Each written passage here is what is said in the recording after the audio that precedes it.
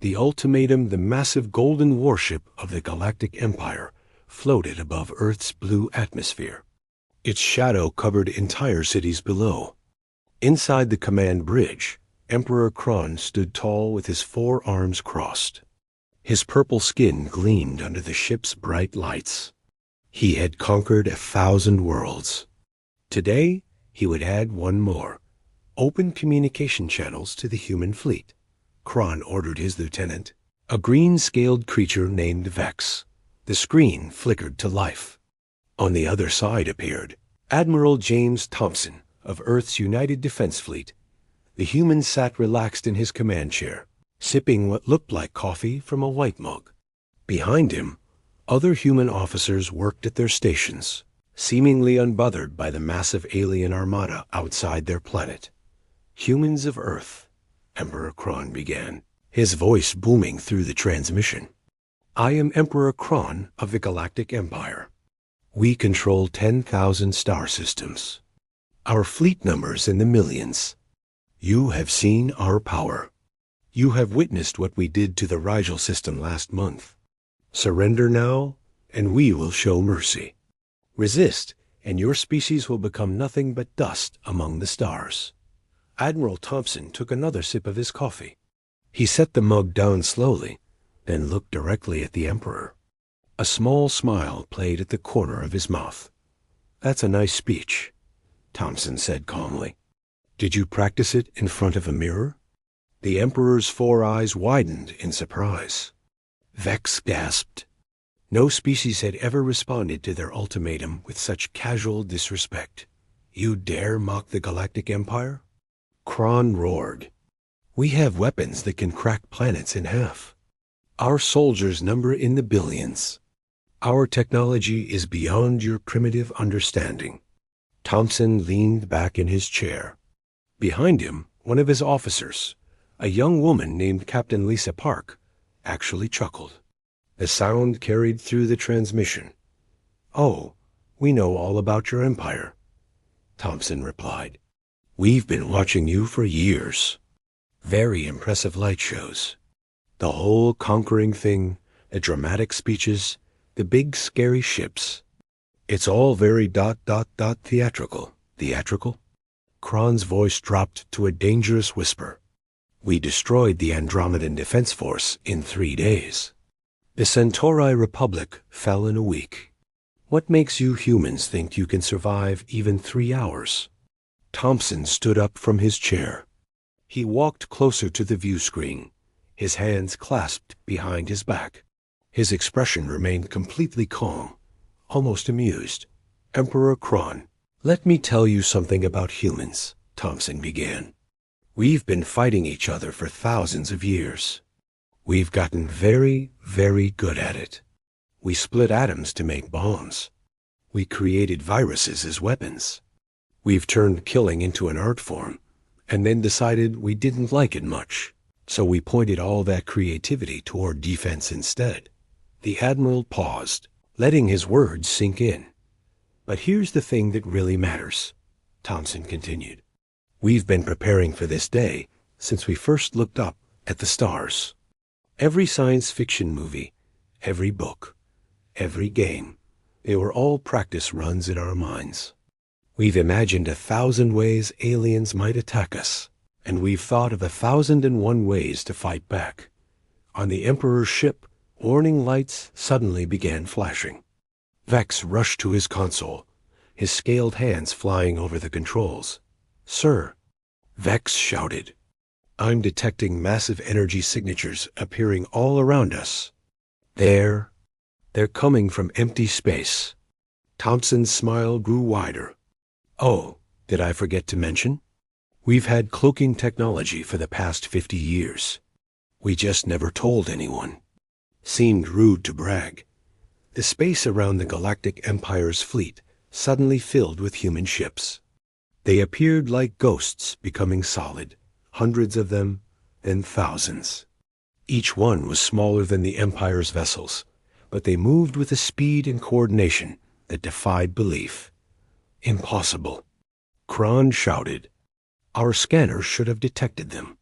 Your scanners detect what you expect to detect, Thompson explained. But humans? We're very good at doing the unexpected. Now then, Emperor Kron, would you like to reconsider your ultimatum? Because from where I'm standing, you're looking a bit outnumbered.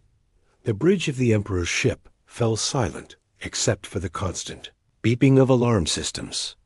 The hidden Arsenal Emperor Kron's purple face darkened to almost black. His forearms trembled with rage as he stared at the human ships surrounding his mighty fleet. Each human vessel was unique, some long and sleek, others blocky and utilitarian. They looked like they had been built by different nations, different companies, even different philosophies of design. Yet they moved together like a perfect orchestra. You think your little trick impresses me? Kron snarled. We still outnumber you 3-1. Our shields can withstand the explosion of a star. Our weapons have destroyed entire moons. Fire everything. The Galactic Empire's fleet erupted in brilliant displays of energy. Plasma beams, antimatter missiles, and gravity bombs filled the space between the two forces. The light show was visible from Earth's surface, where billions of humans watched from their cities. But something strange happened. The human ships didn't move to dodge. They didn't raise visible shields. Instead, the attacks simply passed through them. What? Vex stammered, checking his instruments again. Sir, our weapons are hitting nothing. The ships are there, but also not there. Admiral Thompson picked up his coffee mug again, taking a casual sip. Phase-shifting technology. We exist slightly outside your dimensional frequency. Took us about 10 years to figure it out after we studied some crashed UFOs in the 20th century. You know, the ones your scouts lost over our planet? Very educational. Captain Park stepped forward on the human bridge. Admiral, should we show them the Mars defense grid? Why not? Thompson nodded. Might as well make this educational for our guests. The red planet Mars, visible in the distance, suddenly lit up like a Christmas tree. Thousands of weapons platforms became visible, each one the size of a small city. They had been hidden beneath the Martian surface, waiting. We turned our entire neighboring planet into a weapon, Thompson explained conversationally. The moon, too, but that's more of a last resort kind of thing. Don't want to mess up our tides. Emperor Kron's confidence began to crack. He had conquered civilizations that spanned multiple systems. He had faced warrior races that lived for combat. But never had he encountered a species that seemed so prepared. How? He demanded. You've only had space travel for less than 2 centuries. This level of technology should have taken millennia to develop. Thompson shrugged. Humans are impatient. Also, we're really good at reverse engineering. Every probe you sent to study us, we caught them. Every meteorite that was actually surveillance equipment, we took it apart piece by piece. Your empire's been accidentally teaching us your technology for the past 100 years. He's lying. Kron turned to Vex. He must be lying. Scanned their ships again. Vex's scales had turned pale green with fear. Sir, I'm reading something else. Energy signatures from Earth itself. There. Sir, the entire planet is armed. Every major city has defensive systems. Their oceans are hiding something massive. Even their space stations are actually weapons platforms disguised as research facilities. On Earth, hidden doors opened across the planet. From beneath the oceans rose massive cannons. From mountains emerged missile silos. Cities revealed shield generators. The planet itself had become a fortress. We call it the Porcupine Protocol, Thompson said. Because like that Earth animal, we might look small and harmless. But you really don't want to try to bite us. The human admiral's expression became serious for the first time. Emperor Kron, here's what's going to happen. You're going to turn your fleet around and leave. You're going to go back to your empire, and tell them that Earth is off limits. Not because we're afraid of you, but because we really, genuinely don't want to hurt anyone. Hurt us? Kron laughed bitterly. You think you could hurt the Galactic Empire? Thompson sighed. He nodded to Captain Park, who pressed a single button on her console. One of the Empire's smaller destroyer ships, a vessel still larger than any human building, suddenly crumpled like a tin can. It happened in seconds. The ship just folded in on itself and disappeared into a tiny point of light. Miniature black hole generator, Thompson explained. We've got about 50,000 of those scattered around the solar system. That was on the lowest setting. The bridge of Kron's ship went completely silent. Even the alarm systems seemed to quiet down in shock. Now, Thompson continued, his voice gentle but firm, let's discuss this like civilized beings. Would you prefer tea or coffee? Asterisk the history lesson Emperor Kron stood frozen on his command bridge. His four eyes stared at the spot where his destroyer had been. 30,000 loyal soldiers, gone in an instant, compressed into nothing by a weapon that shouldn't exist. You're monsters, he whispered. Admiral Thompson's expression softened. No, Emperor. We're survivors. There's a difference. Captain Park, bring up the historical files. The main screen split. On one side remained Thompson's face. On the other appeared images of Earth's history. Cities in ruins, mushroom clouds rising over horizons, mass graves, wars that scarred entire continents.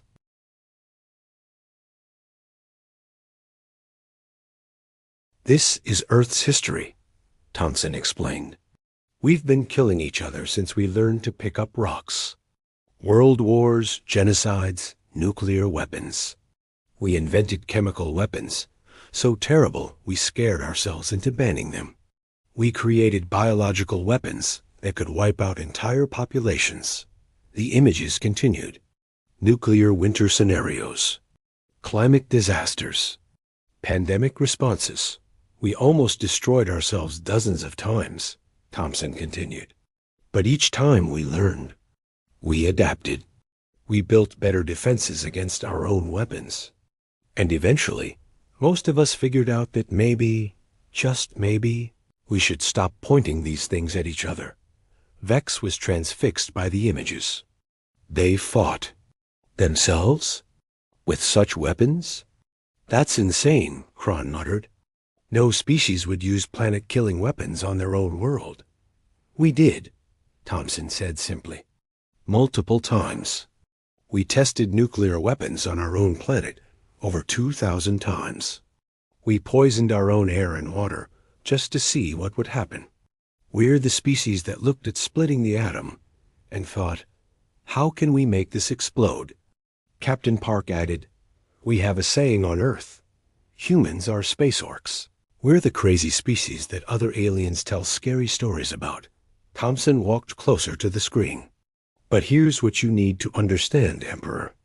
All that violence, all that destruction, it taught us something important. We learned exactly how dangerous intelligent life can be. So when we finally reached the stars, we made a decision. He paused, ensuring he had everyone's attention. We decided to be ready for species like yours, conquerors, empires, those who mistake kindness for weakness. We studied every science fiction scenario our writers could imagine. Alien invasions, robot uprisings, dimensional rifts, time-traveling conquerors. We prepared for all of it. That's impossible, Kron protested. Fiction cannot prepare you for reality, Thompson smiled. Want to bet? Computer, show them Project Skywatch. New images appeared. Secret facilities beneath Earth's surface. Scientists working on exotic technologies. Military personnel training in zero-gravity combat.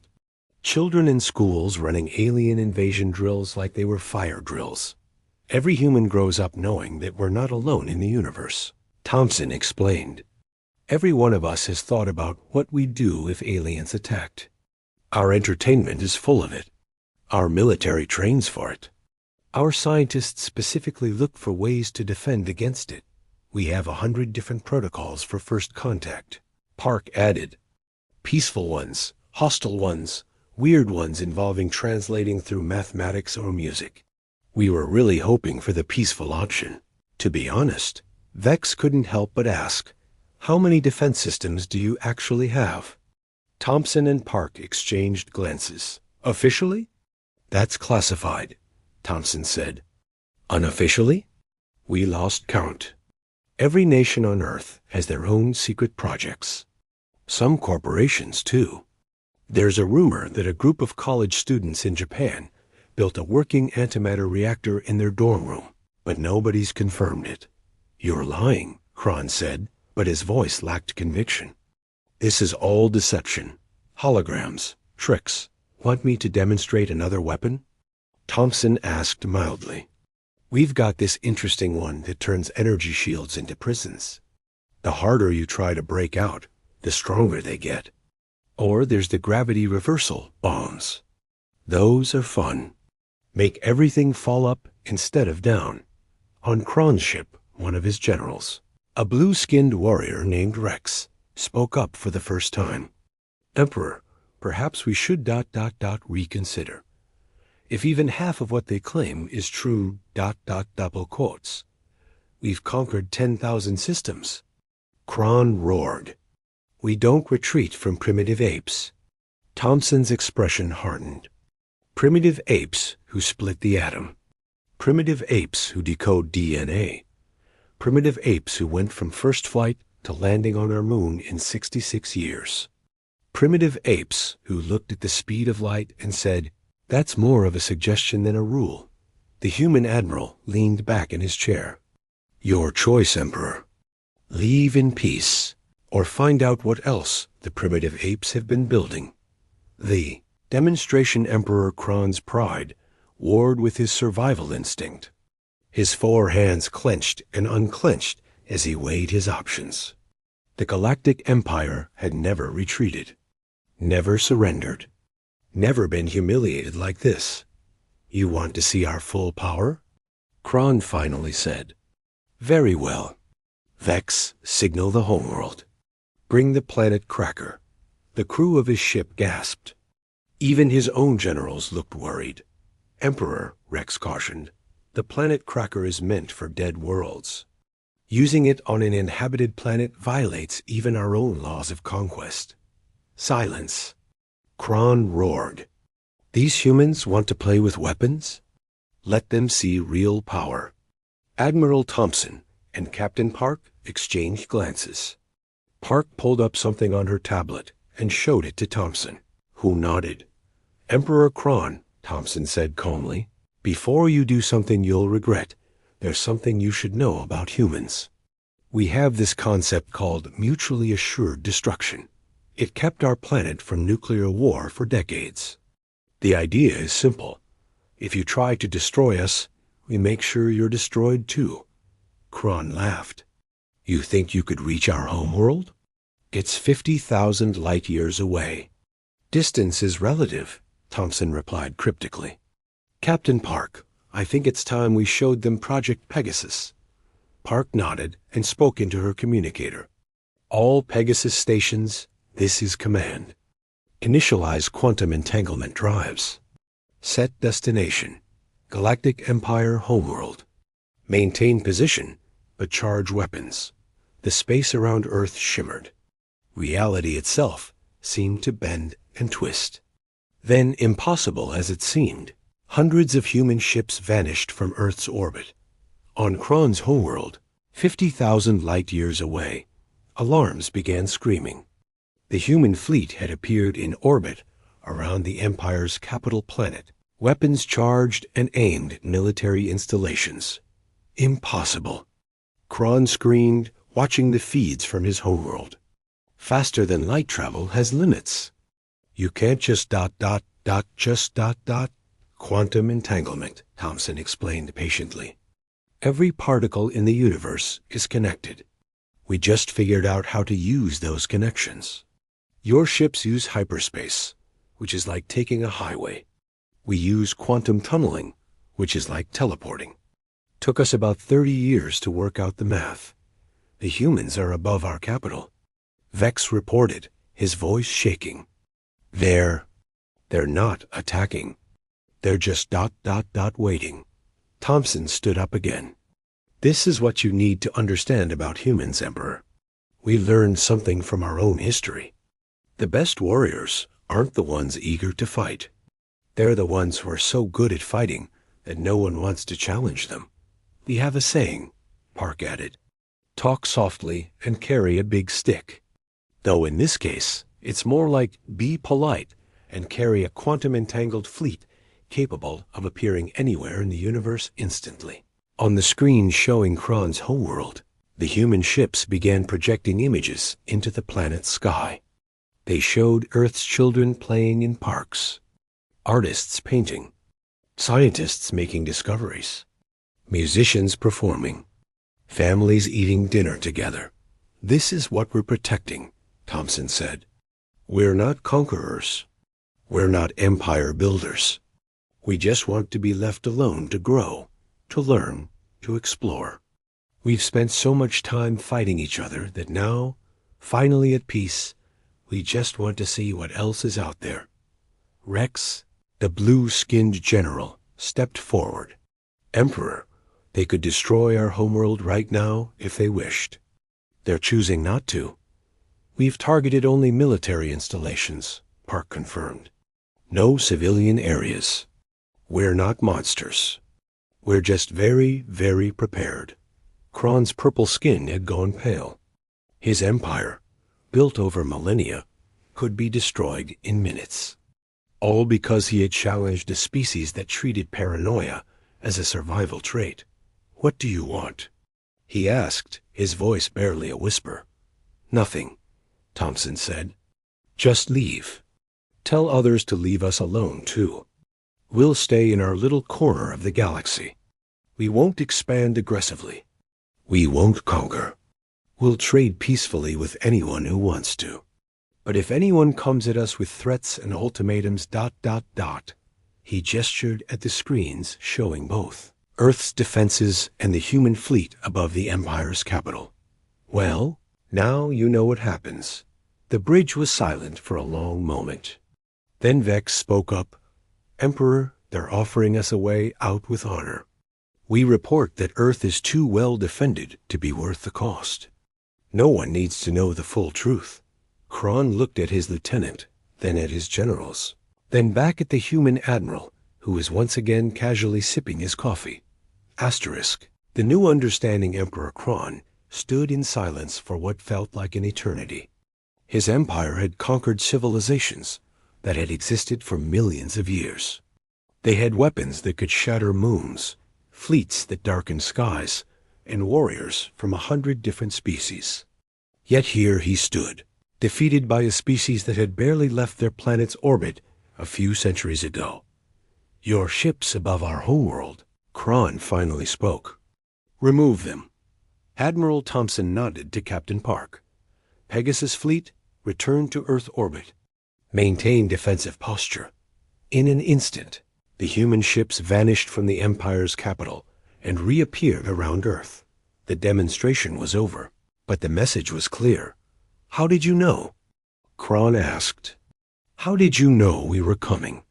Thompson smiled. We didn't. We prepared for anyone who might come. Your empire? Another empire? Robots?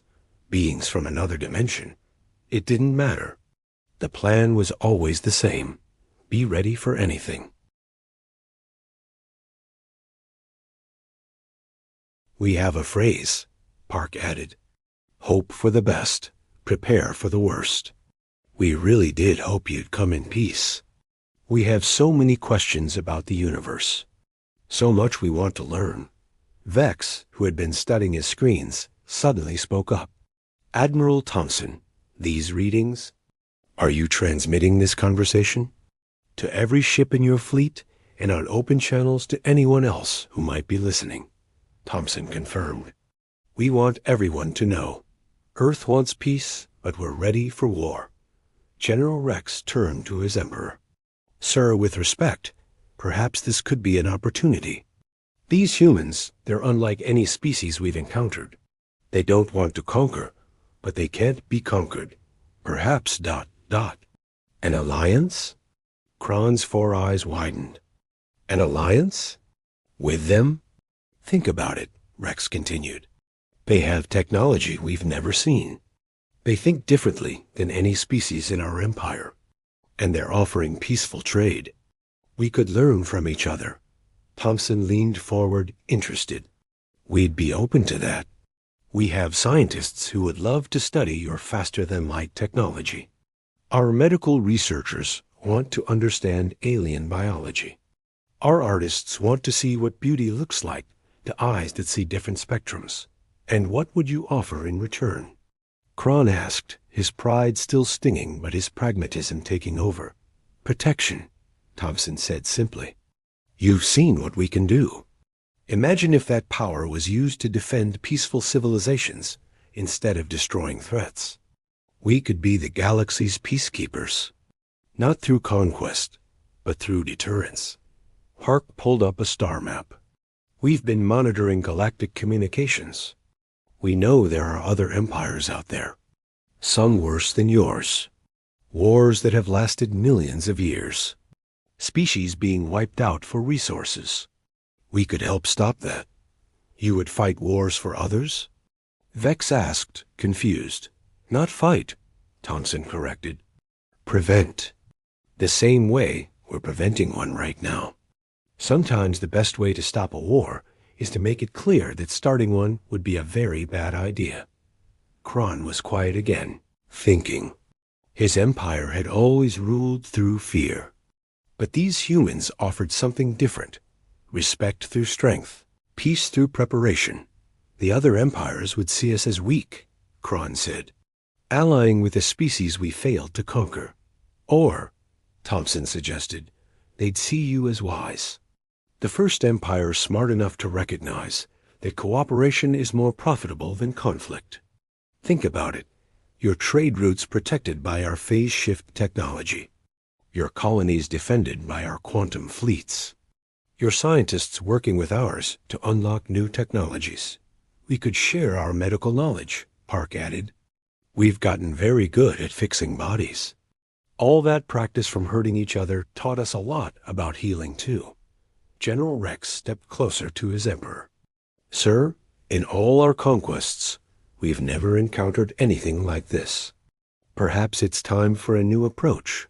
Kron looked at his general, then at his crew, then finally at the human admiral who had turned certain defeat into an opportunity for alliance. I need to consult with the Imperial Senate, Kron said slowly. But I will recommend we consider your proposal. Thompson's smile was genuine this time. That's all we ask. And Emperor, next time you visit, come in peace. We make excellent coffee, and I think you'd enjoy pizza. It's one of humanity's greatest achievements. Greater than your weapons? Vex asked. Oh, absolutely, Park laughed. We're much prouder of our food than our weapons. The weapons were necessity. The food? That's art. For the first time since the encounter began, Emperor Kron's face showed something resembling amusement. Very well, Admiral Thompson. We will withdraw. And perhaps we will return. In peace. We'll be ready either way, Thompson said. But we'd much prefer the pizza party to the light show. Asterisk.